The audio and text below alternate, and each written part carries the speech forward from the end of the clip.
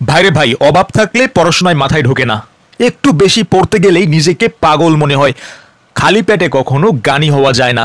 আপনি লক্ষ্য করে দেখবেন, ১,০০০ জন বিসিএস ক্যাডারের মধ্যে প্রায় ৯৯৯ জনই ক্যাডার ফ্যামিলির ব্যাকগ্রাউন্ড কিন্তু অনেক ভালো। তারা জমিদার পরিবারের সন্তান।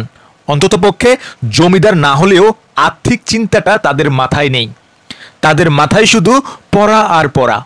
তাদের পড়ার টেবিলে শুধু বই থাকে না, আরও থাকে প্রোটিন ও শর্করা সমৃদ্ধ খাবার, যেমন ডিম, পাউরুটি, ফলমূল, দুধ, হরলিক্স ইত্যাদি ইত্যাদি, ব্লা ব্লা ব্লা। আপনার মনে এখন প্রশ্ন জেগেছে, তাহলে পত্রিকায় বা ফেসবুকে যে দেখলাম রিক্সা চালকের ছেলে ভিসিএস হয়েছে, চা বাদাম বিক্রি করে ভিসিএস হয়েছে, আরে ভাই রে ভাই, এটা হাজারে বা ২,০০০-এ একজন। এখানেও দেখবেন তার মধ্যে আর্থিক চিন্তাটা মাথায় ছিল না তাদের। কিন্তু কেন? কারণ তাকে হয়তো কেউ না কেউ আর্থিকভাবে সাহায্য করেছে। হতে পারে এলাকার কোনো জমিদার, মেম্বার, চেয়ারম্যান বা সংসদ সদস্য, বা দেশের কোনো রাজনৈতিক দল বা দেশের কোনো রাজনৈতিক ব্যক্তি, দানশীল ব্যক্তি তাকে সাহায্য করেছে।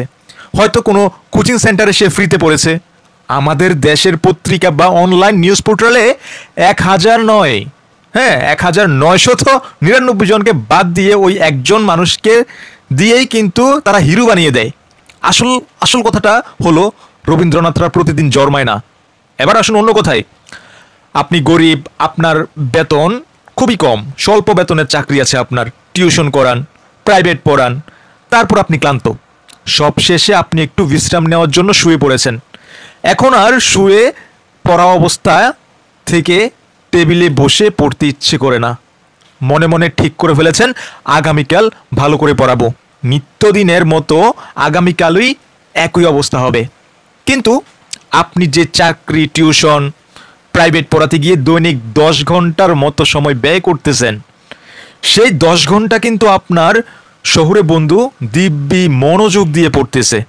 তার মধ্যে অন্য কোনো চিন্তাই নাই ভাই। তার চিন্তা শুধু বিসিএস ব্যাংকার, বিসিএস ব্যাংকার, উচ্চ পদে চাকরি করা, মানে তার স্বপ্নে, তার ধ্যানে, তার জ্ঞানে সব এটাই। আর পড়ার মাঝে হালকা বিরতি নিয়ে সিদ্ধ ডিম খাচ্ছে, হরলিক্স খাচ্ছে। কারণ শরীরে শর্করা বা প্রোটিন পরিমাণ মতো না থাকলে ব্রেন তো সঠিকভাবে কাজ করবে না।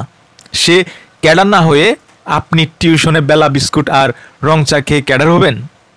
আপনি বলেন। ভিডিওটা বেশি বেশি করে শেয়ার করে দিবেন। আসলে কথাগুলা খুব খুব খুব খুব দুঃখ পেয়ে বলেছি। আপনার আপনার আপনার জীবনের সাথে যদি মিলে যায় তাহলে অবশ্যই শেয়ার করবেন। আল্লাহ হাফিজ।